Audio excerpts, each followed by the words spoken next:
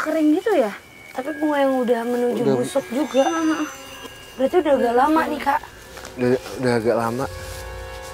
Mungkin apakah di tempat ini ada yang suatu yang suka dilakukan ya? Ritual. Tasya, jadi di sebelah sana ada makhluk yang sangat cepat sekali. Bahkan tidak ada kulitnya, tulang, bola matanya itu tidak ada. Pucat sekali bisa kita bilang. Bahkan kayak... Kenapa? Kak Dian! Kemana? Ananda! Tak ingin Oke. Kenapa dia? Dia bilang juga, kapan ada lagi manusia yang datang ke sini dan menghabiskan nyawanya di sini katanya. Dia ingin sekali model kayak laki-laki pada saat kejadian itu. Dia haus sebenarnya. Makhluk goib itu haus, Pak. Haus akan hal yang bisa kita bilang kematian yang disengaja. Mungkin dia psikisnya ataupun apanya, nah dia seneng banget. Makhluk ini. Hai. Kita boleh geser nggak sih? Ya. Curiga. Aku cuma curiganya nggak enak sama kata chef. Nggak apa-apa Kak, biar aku yang di ujung, aku di tengah. Tapi emang apa ya, rahasia visi kita semakin dalam itu kayaknya feeling saya itu semakin kuat untuk segi goibnya itu Pak Ade. Jadi emang di dalam itu kayak masih banyak hal-hal yang mungkin bisa kita temukan juga visi. Aku setuju, aku nggak nyaman dari tadi sosok ini berusaha kayak turunin rambutnya ke Tasya ke arah kita. Kayak digabungin gitu rambutnya ke kita. Karena emang gangguannya ketika dia menampakkan diri ke perempuan itu serem Pak.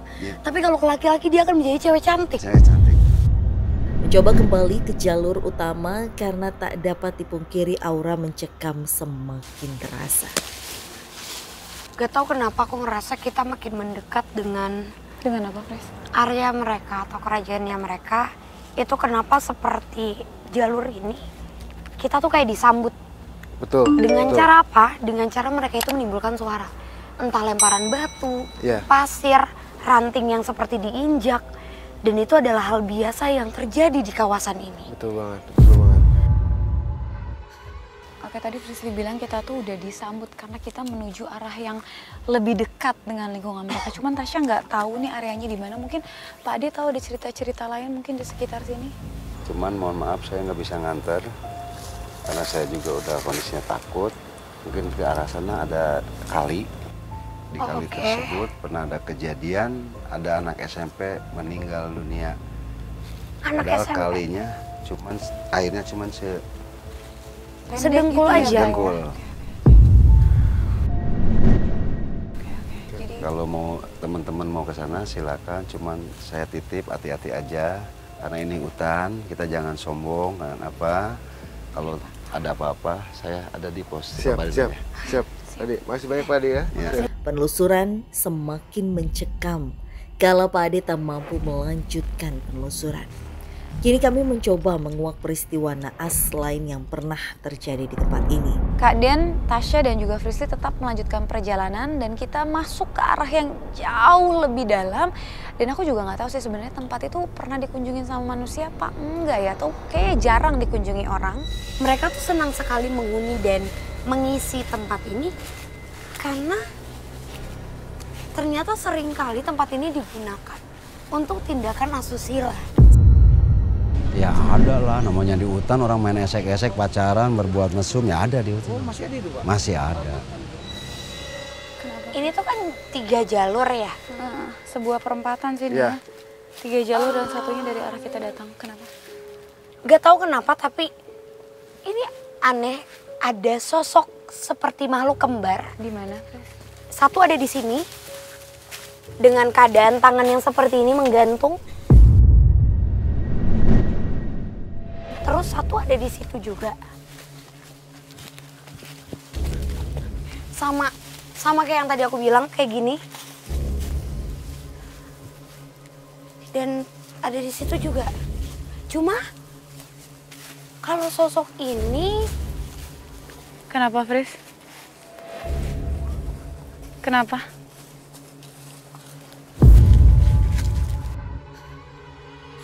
Tujuannya untuk membuat semua jalur sama.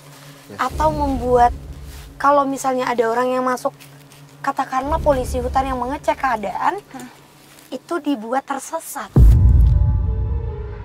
Ini makhluk kembar, dan biasanya kita akan menemukan makhluk seperti ini tuh di atas pegunungan, Kak. Sosok-sosok yang seperti ini. Kurus, tinggi, keadaan tangannya maaf ya, tapi seperti tangan yang patah lalu menjuntai ke bawah. Dan lihat ada yang gerak lagi. Banyak sosok terbungkus, Kak. Lebih dari satu sosok di sini cukup banyak sekali. Ini banyak banget. Banyak sekali.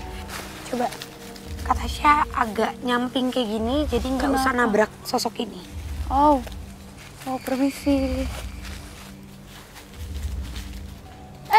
Ada suara. Ada suara. Ya kan? Itu kencang banget loh suaranya dari sana.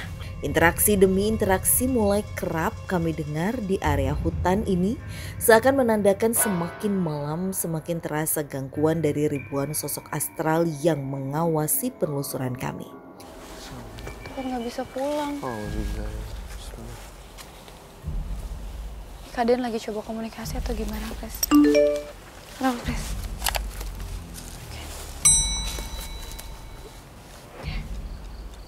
Ada sosok. Itu ada suara kayak ada getokan ya. Ini kenapa, Fris? Kalian lagi ngapain? Tim tetap pelan-pelan. Kenapa sosoknya menghadang kita atau gimana, Fris? Semua sosok yang ada di keliling kita sekarang mereka bersamaan menyeringai. Takut deket Fris Kita sambil jalan pelan-pelan. Kemana, Kak? Dan Ananda seolah mendapatkan sinyal kuat yang menuntun kami perlahan lebih dalam memasuki area hutan. Wow, sumpah serem banget. Pohonnya tuh besar-besar, bahkan ini kayak rantingnya kecil tapi daunnya tuh tinggi-tinggi banget. Kaden tiba-tiba mendapatkan sebuah panggilan atau vision mungkin masuk ke arah semak-semak. Dan aku juga nggak tahu apa yang Kak Den lihat karena Kak Den nggak sempet ceritain apapun di situ. Aku juga bingung definisinya kayak gimana karena kondisinya benar-benar kita sama-sama bingung mau kemana. Panik dan Kak Den kayak mencari, entah mencari apa.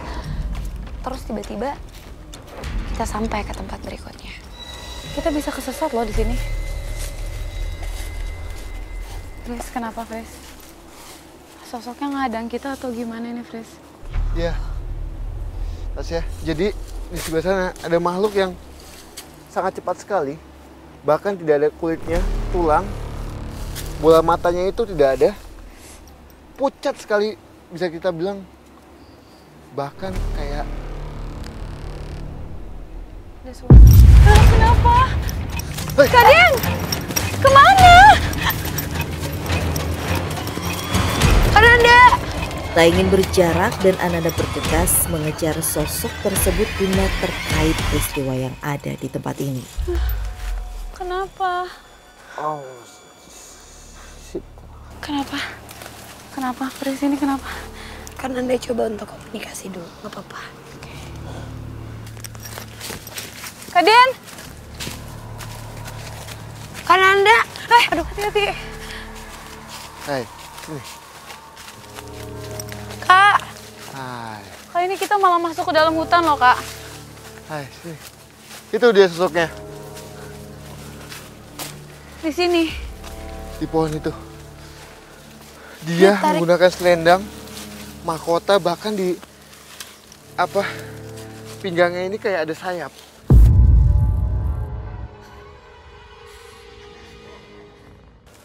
Ada sayapnya. Semacam peri. Iya, Peri hutan, emang ada ya makhluk kayak gitu? Ada. ada. Nah, itu sosoknya ada di belakang itu. Dia ngasih tahu sesuatu. Kenapa, Fris? Kenapa? Takut. Kamu ngerasain apa?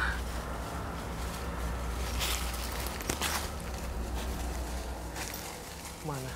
Kalau peri hutan berarti apa dia jagain hutan ini gitu? Dia bilang ada sesuatu yang diletakkan Di mana? Apa yang diletakkan maksudnya tuh?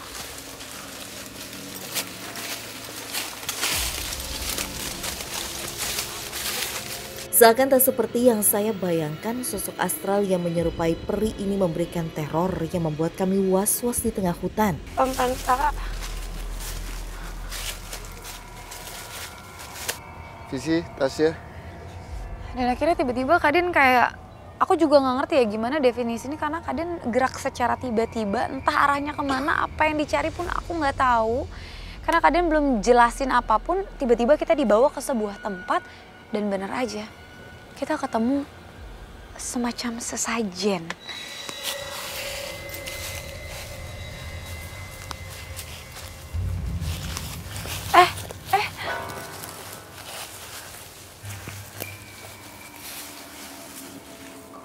Ini bunga kering gitu ya? Tapi bunga yang udah menuju busuk juga. Berarti udah agak lama nih, Kak. Udah agak lama. Mungkin apakah di tempat ini ada yang suatu yang suka dilakukan ya? Ritual. Mencekam di tengah hutan. Seakan membuka investigasi misteri akan ritual yang kerap dilakukan, kami pun menemukan bukti keberadaan hal terlarang yang memang bagian dari ribuan kisah mistis yang ada. Kalau ritual saya sering, ada yang melakukan di pinggir kali itu seperti ada sesaji itu penuh banget. Lantas, apakah penelusuran kami di seperdua malam ini semakin mampu menguak cerita mistis yang seolah tak ada habisnya? Dan terkait peristiwa naas yang kerap terjadi serta sosok seperti apakah yang menjadi dalang dari hal tersebut?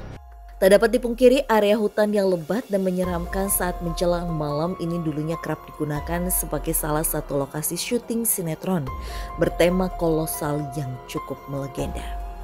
Akan tetapi seolah meyakinkan kami bahwa tak sembarangan hal yang bisa dilakukan di hutan ini. Mereka yang beraktivitas sudah sering melakukan sesuatu yang berkaitan dengan hal mistis yang ada.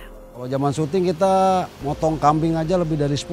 Kepalanya itu ditanam semua. Kalau nggak motong kambing, kamera kita mati. Lantas, apakah penemuan kami menjadi satu bukti